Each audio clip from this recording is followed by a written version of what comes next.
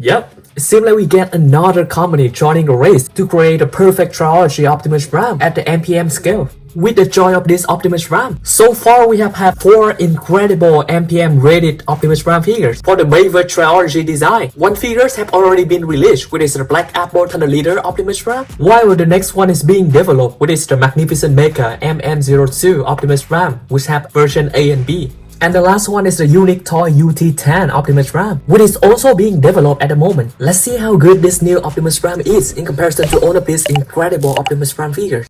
This new Optimus Prime figures is called CT-10 Super Leader, which is supposed to come from a brand new third-party company. However, from the code name CT, some fans automatically hypothesize that this might be a product from Uniquetoys, the company that makes this CT-01 Iron Prime Optimus Prime, which is based on the design of the Rise of Beast movie. However, it doesn't quite make sense that this product is CT-01 and the Optimus Prime that just got reviewed is CT-10, which have age number in between. Besides, the scale of the CT-01 is totally different, which is only slightly taller than that of a Voyager scale and much more with a yolopark AMK scale in comparison to the supposed scale of this Optimus Prime, which is around 30 cm tall, or MPM or KO MPM oversized scale, similar to the scale of the blackapple Thunder Leader, which is standing at 29 cm tall. Looking at the details of these figures, firstly we can say that it's also very accurate, worthy of being a competitor to those of the Uniquetoys and magnificentmecha Optimus Prime. Firstly, all of the keyboard of the vehicle mode got cleaned up very nicely and resulting in a very clean look for the robot mode of the figures. From the molded details and the seam line and the transformation panels of the figures, at least from the front, we can tell for sure that it's not a remolded version of the MPM04 mold, which seem to be pretty clear, especially indicated by the fake headlights of the figures. The figures appear to have fingers articulation, but we are unsure whether they have actually fully articulated fingers or not. From all we can see, they can very much be similar to that of the MPM04 Optimus Prime figures,